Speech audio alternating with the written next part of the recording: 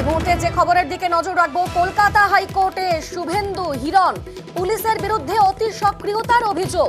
শুভেন্দুর কোলাঘাটের অফিসে পুলিশি তল্লাশি এবং খড়গপুরে হিরণের আত্মসহায়কের বাড়িতে হানা। তারপরেই কলকাতা হাইকোর্টে শুভেন্দু হিরণ। আমাদের সঙ্গে রয়েছেন প্রতিনিধি অর্ণব।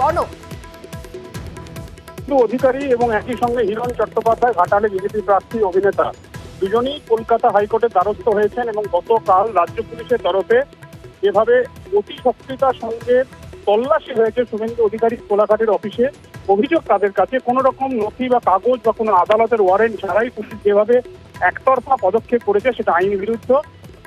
যেমনটা শুভেন্দুর অফিস কোলাঘাটে এবং একই সঙ্গে হিরণ চট্টোপাধ্যায় যিনি আত্মসহায়ক তার বাড়িতে, এই দুই ক্ষেত্রেই পুলিশের এই অতি সক্রিয়তা বন্ধ করার জন্য হাইকোর্ট হস্তক্ষেপ করুক এবং আগামী দিনে পুলিশ যাতে এই ধরনের পদক্ষেপ করা থেকে বিরত থাকে সেজন্য হাইকোর্ট একটা নির্দেশ জারি করুক। এই দুই আবেদন রেখে জরুরি ভিত্তিতে মামলা দায়ের করার অনুমতি চাওয়া হয়।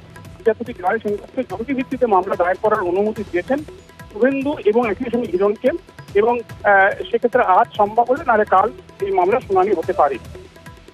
বেশ, ধন্যবাদ অর্ণব।